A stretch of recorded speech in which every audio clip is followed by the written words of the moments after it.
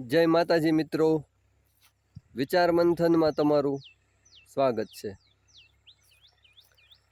વિચાર મંથનમાં આજનો વિષય પસંદ કર્યો છે આપણા મનની શક્તિઓ।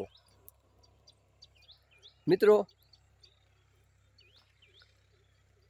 આપણી અંદર, આપણા શરીરની અંદર જે આપણું કાલ્પનિક તંત્ર છે, જે આપણું કલ્પિત અવયવ છે કે માન્યતા છે, જેને આપણે મન કહીએ છીએ, જેની અંદર 24 કલાક વિચારોનો પ્રવાહ સતત ચાલતો રહેતો હોય છે। હવે આ મન જે છે આપણું, એની અંદર ચાલતા, આપણા મનની અંદર ચાલતા વિચારોને આપણે જો યોગ્ય રીતે કામે લગાડીએ, યોગ્ય રીતે વિચારવાની રીત અપનાવીએ તો આપણને ઘણો બધો ફાયદો થતો હોય છે। આપણે આપણા મનની શક્તિ વિશે જરા વિસ્તૃતથી આજે ચર્ચા કરીશું મિત્રો। આપણું મન દુનિયાનું સૌથી શક્તિશાળી છે, સૌથી શક્તિશાળી તત્વ છે કે સૌથી શક્તિશાળી ચીજ વસ્તુ છે। કારણ કે મનને કોઈ આપણે ઓબ્જેક્ટ તરીકે અથવા કોઈ ચીજ વસ્તુ તરીકે તો સૌપ્રથમ ઓળખ આપવી જ પડશે। એટલે આપણે મનને એક ચીજ વસ્તુ તરીકે વર્ગીકૃત કરીને ચર્ચામાં આગળ ચાલીએ। આપણે અત્યારે અહીંયા છીએ આપણા વિસ્તારમાં કે આપણા વતનમાં, અને આપણે કલ્પના કરીએ આપણે ચંદ્ર ઉપર છીએ એમ, તો આપણું મન ત્યાં ચંદ્ર પર પહોંચી જશે। આપણે વિચારીશું કે આપણે ક્યાંક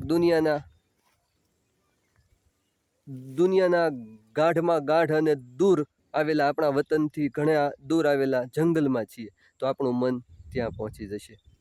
આપણે કલ્પના કરીશું કે હું અત્યારે ભારતમાં રહું છું, તો મારું મન અમેરિકામાં મારા સ્નેહી પાસે પહોંચી જાય, તો આપણા કોઈ સ્નેહી કે કોઈ મિત્ર હોય તો ત્યાં આપણું મન પહોંચી જાય છે। સેકન્ડોમાં જ, ગણતરીની સેકન્ડોમાં, ક્ષણમાં જ આપણું મન ત્યાં પહોંચી જાય છે। મિત્રો, વિચાર કરો આપણા મનમાં કેટલી શક્તિ છે, અપાર શક્તિ રહેલી છે।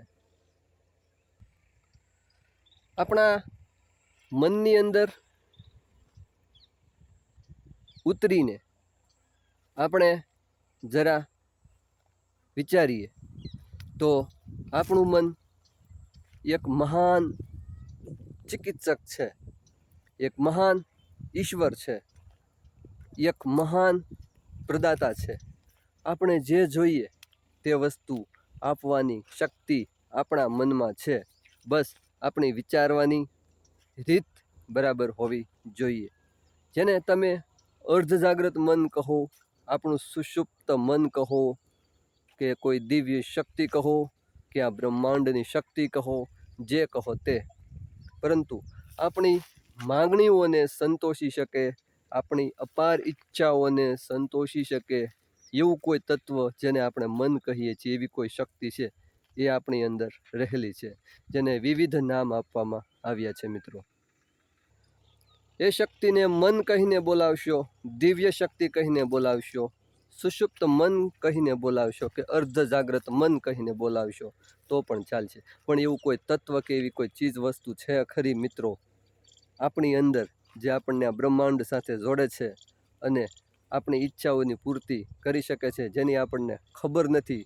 અમુક અમુક સમયે આવા રહસ્યો બહાર આવતા હોય છે, પેપરોમાં, કોઈ વૈજ્ઞાનિકોના શોધ સંશોધનમાં, અને કોઈ એવા જે અગાઉ વિભૂતિઓ થઈ ગઈ હોય, મહાન વિભૂતિઓ એમના જીવનના પ્રસંગો દ્વારા, ત્યારે આપણે માનીએ કે એમની સાથે તો આ પ્રમાણે ચમત્કાર થયો હતો, એમની સાથે તો આવી રીતે થયું હતું। મિત્રો, આ ચમત્કારની શક્તિ, આ અદ્ભુત બનાવની શક્તિ, જેને અજાયબ ઘટના કહી શકાય, એ બધું આજે પણ શક્ય છે।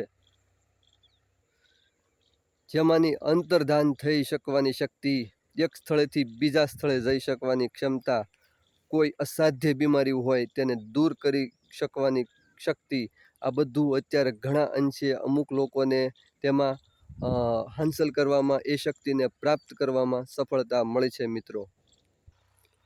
બસ આ શક્તિને ઓળખીને આપણે યોગ્ય અને પદ્ધતિસર રીતે જો લાગુ પાડી શકીએ, તેનો વ્યવસ્થિત અને સારી રીતે જો ઉપયોગ કરતાં આપણને આવડી જાય, તો આપણે પણ એ શક્તિનો સારો એવો લાભ ઉઠાવી શકતા હોઈએ છીએ મિત્રો.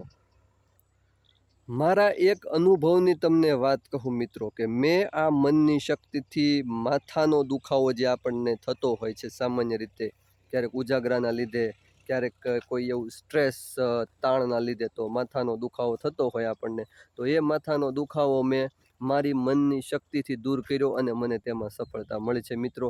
એના વિશે હું થોડી વાત કરું તમને. દાખલા તરીકે માની લો કે તમને માથાનો દુખાવો થઈ રહ્યો છે અત્યારે, અને તમારે કોઈ પણ જાતની દવા વિના, કોઈ પણ ડૉક્ટરની મદદ વિના એ માથાનો દુખાવો મટાડવો છે, કોઈ પણ પ્રકારની બાહ્ય સહાય વિના, તમારી મેળે જ અસહ્ય દુખાવો, તો એના માટે હું તમારી આગળ જરા વિસ્તારથી વાત કરું છું.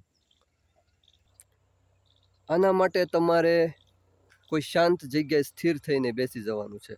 સમય કોઈ પણ હોય ચાલે, જગ્યા કોઈ પણ હોય ચાલે. તમારે શાંત થઈને તમારા એ ભાગ ઉપર મનન કરવાનું છે, ચિંતન કરવાનું છે કે જ્યાં મગજના ભાગમાં દુખાવો થઈ રહ્યો છે અત્યારે. અને તમારે એવી કલ્પના કરવાની છે એ ભાગ ઉપર તમારા મનને, તમારી કલ્પનાને, તમારા વિચારોને કેન્દ્રિત કરીને કે અત્યારે મને જે માથામાં જે દુખાવો થઈ રહ્યો છે, પીડા થઈ રહી છે, એને મારી અંદર રહેલું શક્તિશાળી મન આ પીડા દૂર કરી શકે એમ છે, અને એ અત્યારે પીડા દૂર કરવા માટે મહેનત કરી રહ્યું છે, અને થોડી વારમાં આ પીડા પણ દૂર થઈ જશે. 5 મિનિટ, 10 મિનિટ, 15 મિનિટ, અડધી કલાક, તમારા સમય પ્રમાણે તમે શરીરના માત્ર માથાના દુખાવાને જ નહીં, શરીરના કોઈ પણ ભાગના દુખાવાને, શરીરની અંદરની એવી કોઈ પણ પીડા હોય જે અંદર જ થતી હોય અને આપણે અનુભવતા હોઈએ, તેની ઉપર મનને એકાગ્ર કરીને આ રીતે વિચાર કરજો કે મારી અંદર રહેલું શક્તિશાળી મન તે એ પીડાને દૂર કરી રહ્યું છે, મારી પીડા દૂર થઈ રહી છે, અને મને થોડા જ સમયમાં, અમુક કલાકોમાં કે અમુક દિવસોમાં આ પીડામાંથી મુક્તિ મળશે. મિત્રો, તમને આ પ્રયોગ કર્યા પછી સફળતા ન મળે તો મને કહેજો, આપણે તેના વિશે વિસ્તૃતથી આગળ વિડીયો પણ બનાવીશું, પરંતુ આમાં તમને સફળતા મળશે જ. એના માટે અનિવાર્ય શરત છે કે તમારે સૌ પ્રથમ એકદમ શાંત સ્થળે જઈને પોતાની જાતમાં ખોવાઈ જવાનું છે, અને એની ઉપર ચિંતન મનન કરવાનું છે.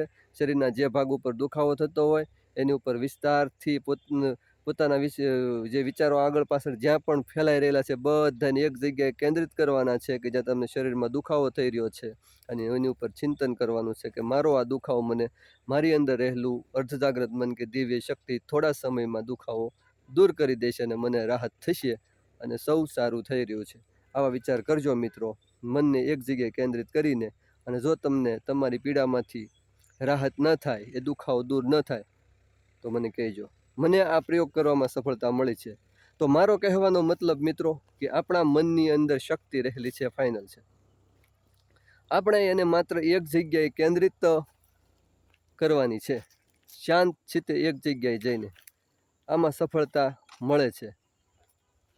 અમુક એવા પુસ્તકો પણ આવે છે, પરંતુ એટલો બધો ટાઈમ કોઈ પાસે હોય નહીં, એટલે મેં મારી રીતે જે સારાંશ કાઢ્યો મેં કે મનની શક્તિને એક જગ્યાએ કેન્દ્રિત કેવી રીતે કરવી, તો મને આ મુદ્દો હાથ લાગ્યો અને મેં આ તમારી સાથે આ વિડીયોમાં શેર કર્યો. મિત્રો, આપણા મનની અપાર શક્તિઓ છે, જેની અનંત શક્તિ છે, અનંત સંભાવનાઓ છે, ઘણી બધી, એટલી બધી એની અંદર સંભાવનાઓ છે, એની અંદર એટલી બધી, શું કહેવાય, આપણા જીવનની ઈચ્છા પૂર્તિ કરવાની શક્તિ છે એની ન પૂછો વાત. ક્યારેક આપણે આવા વિડીયો મારફતે પણ ચર્ચા કરતા રહીશું.